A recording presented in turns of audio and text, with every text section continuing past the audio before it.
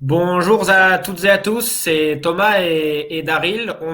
Il est au Mugello, Thomas, pour nous parler de ce qui se passe ici. Bonjour Thomas, déjà, comment est-ce que ça va au Grand Prix d'Italie? On est vendredi, les essais sont terminés depuis maintenant trois petites heures, c'est ça? Ouais, c'est ça.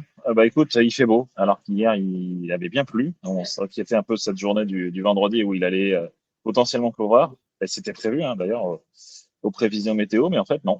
Là on est bon, il fait beau. Nickel. Il fait beau et il fait chaud, surtout sur le mercato. Apparemment, il se passe plein de choses au Mugello. Déjà à Barcelone, la semaine dernière, on en avait parlé dans une vidéo. Donc pour expliquer maintenant, voilà, on va faire des vidéos. On va essayer de faire des vidéos aussi un petit peu dans ce format-là, notamment quand on n'est pas ensemble. On est encore novices, hein, vous voyez, il y a le logo de la plateforme qui nous héberge. On n'a pas encore des montages techniques très très élaborés. On va apprendre au fur et à mesure. Nous, on est plus presse écrite, etc., etc. Donc là, on apprend petit à petit tout ce qui est contenu vidéo. Donc Thomas, évidemment, le sujet brûlant du week-end et même de la semaine, puisque ça a commencé dès hier, c'est la place de coéquipier de Francesco Bagnaia dans l'équipe d'usine Ducati en 2025. Et il semblerait, c'était annoncé premièrement par la Gazzetta dello Sport, qui est un petit peu l'équipe en Italie, qui a annoncé hier que c'était fait, c'était conclu pour Jorge Martin. En tout cas, il y a au moins un accord verbal. Il sera le coéquipier de Pecco Bagnaia en 2025, c'est ça? Eh ben écoute, oui, c'est ce qui se dit. Nous, on est arrivé un peu comme toi. On a pris cette nouvelle en arrivant sur le circuit hier. On s'est dit bon bah écoute, voilà, c'est fait. Un peu surprenante parce qu'on s'était tous dit, enfin, en tout cas moi le premier, de me dire que voilà que l'option Marquez allait être évaluée mise vraiment faire pencher la balance en faveur de Marquez justement et en fait bah non. Donc après rien n'est signé, il y a rien qui est encore acté et surtout Marquez est monté au créneau, n'est-ce pas Daryl?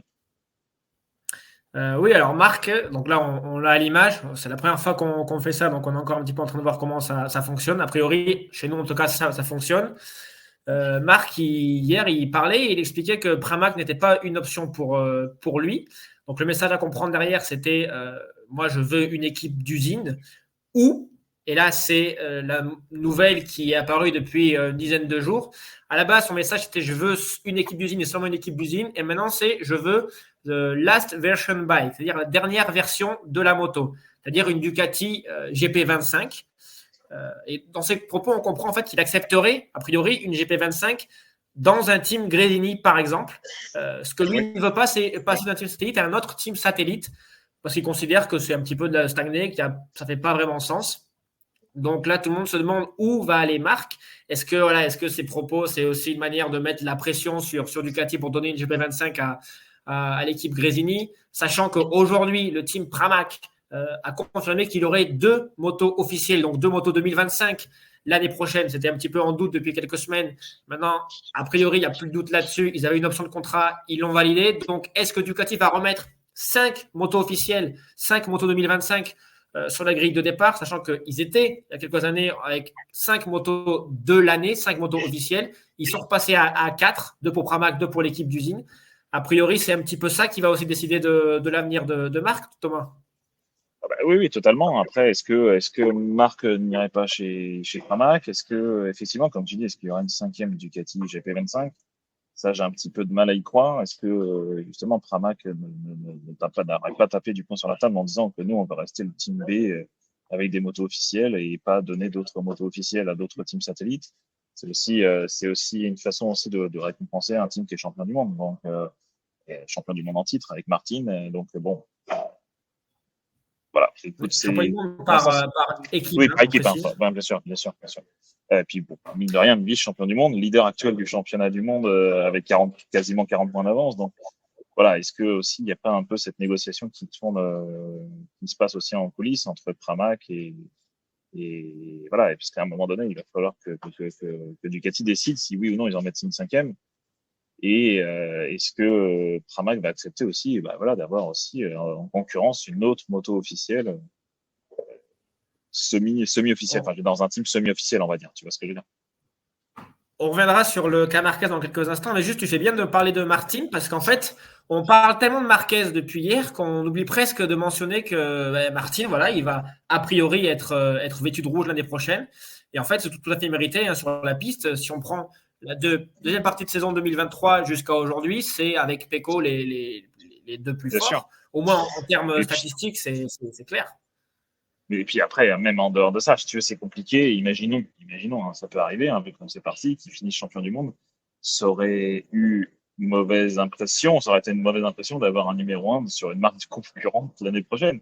Donc c'est aussi pour Ducati une façon de se prémunir de ce genre de situation l'année prochaine. Donc c'est aussi, sur le plan sportif, c'est difficile d'écarter Martin. Je veux dire, après, bien évidemment, sur le plan marketing, Oui. peut-être que Marquez fait plus vendre, mais d'un autre côté, Martin, sportivement, il n'y a rien à dire. Il fait le job Oui, puis depuis quelques mois. Ducati a toujours dit que les résultats, c'était le plus important et qu'il récompensait ceux qui avaient de bons résultats. Et puis au niveau marketing, quand on voit les chiffres de Ducati, on se demande est-ce qu'ils ont vraiment besoin d'un Marc Marquez dans l'équipe officielle, sachant Bien qu'ils sûr. battent quasiment chaque trimestre des records de vente. Je crois que l'an dernier, ils ont fait plus de 1 milliard d'euros de chiffre d'affaires. Il faut que je vérifie les chiffres, hein, c'était en tête, mais le chiffre m'avait marqué. Donc, est-ce qu'ils ont vraiment besoin d'un Marquez? Évidemment, la photo serait magnifique, un Marquez, champion du monde avec la moto rouge, son retour aux avant-postes après plusieurs années de blessures, etc. Mais après, il y a d'autres choses aussi dans cette équation, c'est les contrats publicitaires de Marc Marquez avec Red Bull, qui est sponsor et qui est rival de Monster Energy, avec Allianz, avec aussi il y a donc Ducati à Lenovo et Marquez à Samsung, c'est ça, Thomas? Donc voilà, à chaque fois, c'est un petit peu Oui, bien sûr. Bien sûr. des freins, des obstacles. Ouais, Voilà, c'est ça. Bah, des freins, c'est des exactement obstacles. ce que. Non, mais c'est ça, tu as totalement raison. Bien sûr que d'un autre côté, il y a aussi ça. Après, est-ce que Marquez a déjà fait une croix sur son contrat avec Honda l'année dernière pour justement rouler dans un team satellite sur une Honda sur une Honda, pardon, sur une Ducati de l'année précédente. Donc, on peut imaginer que s'il doit s'abstraire de certains des sponsors, ça, il peut le faire. Ça, je pense que c'est pas quelque chose qui le gênerait. Mais effectivement, il y a d'autres choses je pense qu'il y a des choses que l'on ne sait pas et qui font que, oui, ça peut freiner une certaine négociation pour le team officiel. Une question qui revient pas mal, Thomas, auprès de nos lecteurs, c'est Marquez. Alors, est-ce que si ça fait pas avec Ducati, est-ce qu'il va partir chez KTM? Est-ce qu'il va partir chez Aprilia? Si l'argument de Marc, c'est de dire je veux être dans une équipe d'usine, c'est difficile de le voir chez KTM parce qu'a priori, les places sont prises par Brad Binder et Pedro Acosta. Il n'y a pas de sujet troisième équipe KTM sur la table, parce que ça a été refusé l'année dernière pour Acosta. L'Andorra ne le fera pas cette année pour Marquez, alors qu'il y a d'autres endroits où le mettre. Bien sûr. Donc Bien ce sûr. serait soit une KTM dans un team satellite, même si voilà, KTM, on sait qu'ils mettraient les techniciens et tout ce qu'il faut Bien pour sûr. Marc, Bien sûr.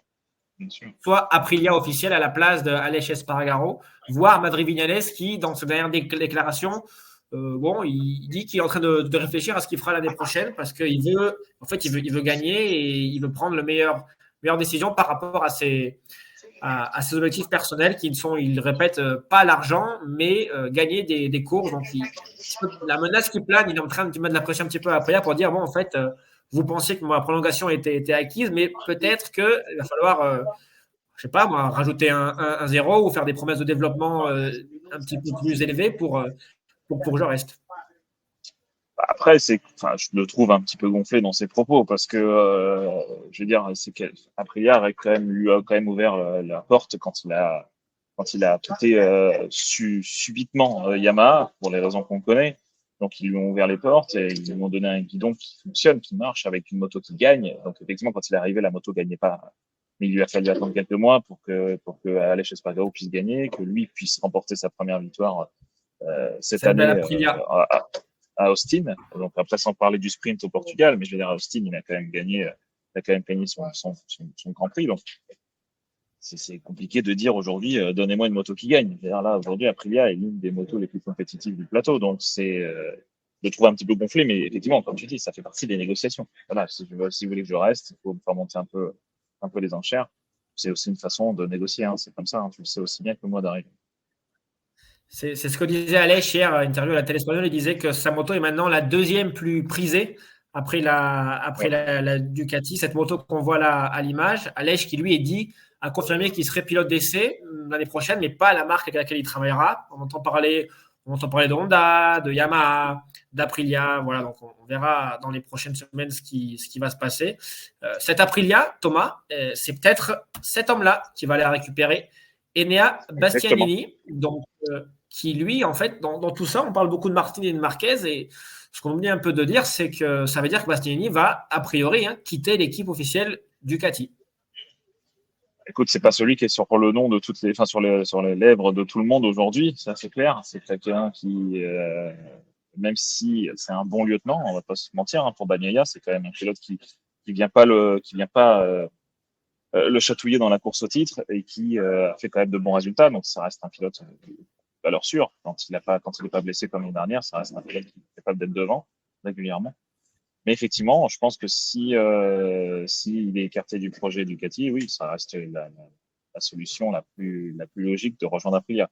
Après, je n'exclus pas totalement qu'il puisse quitter les girons Ducati, puisque imaginez qu'il aille chez Pramac l'année prochaine. On ne sait jamais. Je veux dire, dans l'échiquier MotoGP, si Gresini, effectivement, hérite d'une GP25 et que Marquez reste, bah écoute, ça laisserait potentiellement une autre place chez Pramac, sachant qu'il ne faut pas oublier qu'il y a aussi un autre pilote qui a déjà signé chez Ducati, qui est Fermin Aldeguer, qui, lui, il va falloir aussi le placer à un moment donné dans cet échiquier. Lui, il a été signé, donc du coup, il faut aussi, ça reste un pilote aussi à placer. Donc voilà, ça peut être, sachant que voilà, on a quand même. Vas-y. Non, le directeur sportif de Ducati qui disait que si c'est possible, ce sera chez Pramac qui ira faire mine, mais il faut attendre maintenant que la confirmation de la prolongation, la validation de l'année d'option qu'ils avaient entre Pramac et Ducati soit confirmée. Mais oui, c'est vrai que Fermin, lui, il a un contrat en MotoGP et l'année prochaine, il sera sur l'échiquier.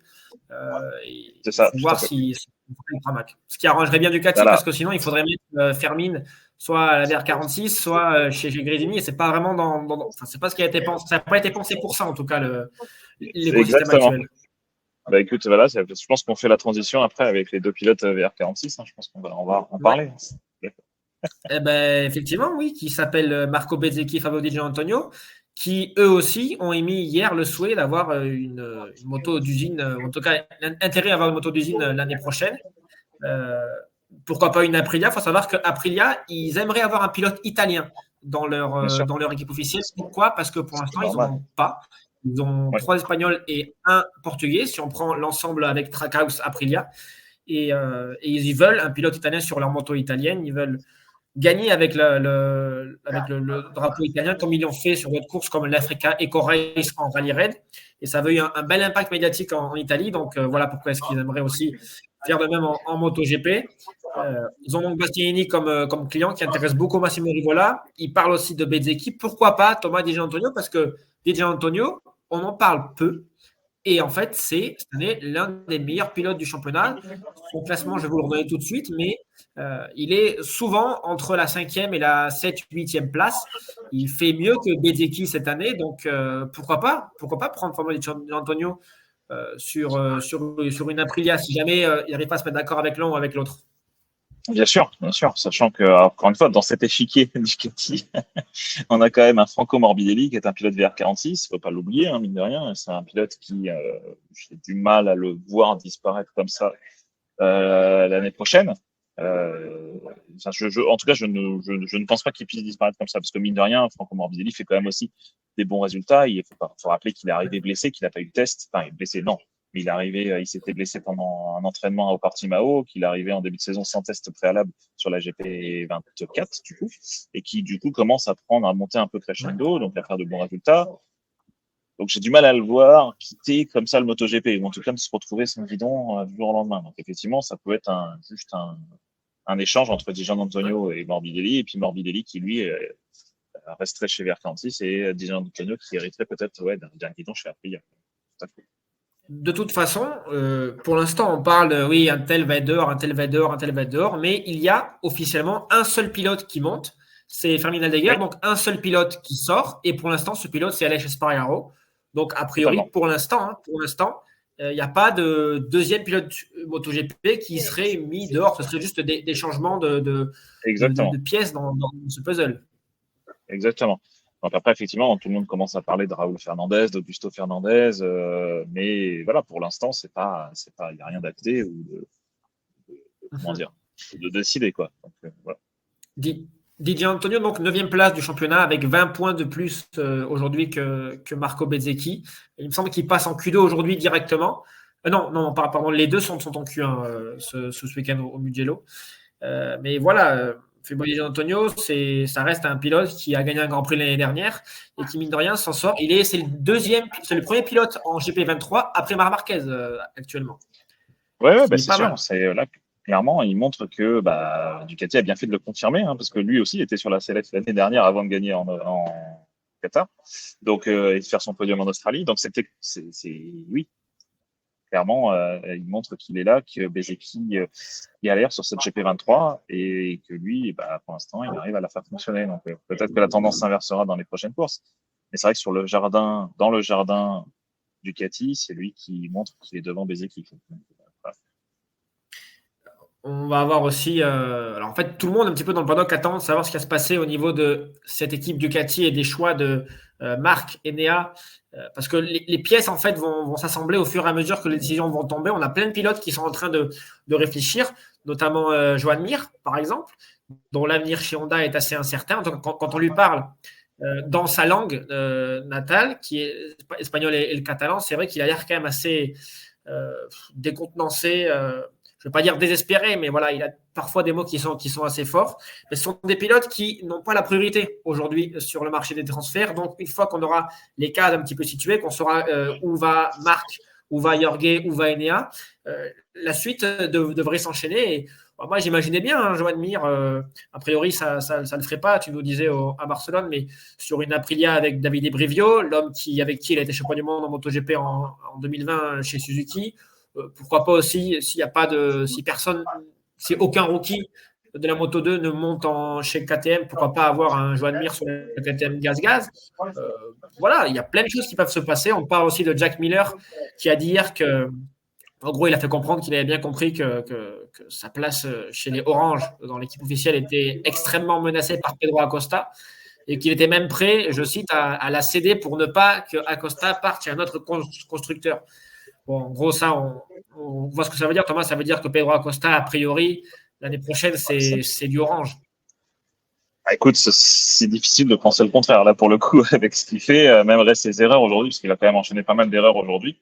Il fait quand même deux chutes, un tout droit, je crois, aussi à un moment donné. Et puis, alors, je sais pas quel temps il finit, finalement, mais je crois qu'il passe en Troisième. Q2, on est Il d'accord. finit Voilà. troisième. Et puis surtout, C'est le seul pilote KTM qui est en Q2. KTM, c'est ça. Exactement. Donc, c'est pour dire. Donc, aujourd'hui, il doit difficilement, Tireur Mobility, dire, non, tu restes chez Tech 3. Aux grandes dames, j'imagine, d'Hervé Concharal, pour en avoir discuté avec lui, qui, bien sûr, aurait bien aimé le conserver, mais bon, ça reste dans la logique des choses de signer un pilote comme celui-ci dans un team officiel. Moi, il n'y a pas de question à se poser. Évidemment. Non, mais voilà, on a fait à peu près 20 minutes. C'est suffisant pour ce sujet dont on entend parler tous les jours et on va encore en parler pendant des jours et des jours parce que je crois même les pilotes aujourd'hui disent qu'ils ont commencé à en avoir marre de répondre à ces questions. Mais c'est normal en fait. C'est leur avenir, c'est l'avenir d'équipes, de constructeurs. C'est sûrement des contrats en plus qui vont courir sur 2 ans, parce qu'en général, c'est des contrats de 2 ans. Donc là, on parle de 2024 et 2025 et 2026. Donc quasiment la fin de cette ère MotoGP 1000 cm3, parce qu'on aura un nouveau règlement en 2027. Donc voilà, il y a plein de choses qui vont encore se passer dans les prochaines semaines. Restez connectés, évidemment, pour découvrir tout ça. Toi, Thomas, on te retrouve demain, si tu as le temps. Oui. Puisque le Grand Prix, c'est toujours un petit peu la course. Mais voilà, on sera tous les deux ensemble à Assen à la fin du mois. Mais d'ici là, profite. Il fait quel temps demain au Mugello, Thomas? Écoute, jusqu'à tout à l'heure, c'était de la pluie qui était prévue. Et là, tu vois, je vois que ça se couvre au niveau au-dessus des montagnes, donc je sais pas. Difficile de dire. En tout cas, ça devrait. En tout cas, dimanche, ça devrait le faire. Et après, demain, ça reste encore mitigé. Ça va être intéressant. Merci. Et puis, bonne pizza, bonne pasta. Je ne sais pas ce que vous allez faire avec l'équipe là, mais Amusez-vous bien. Bah écoute, on va faire au mieux. Voilà.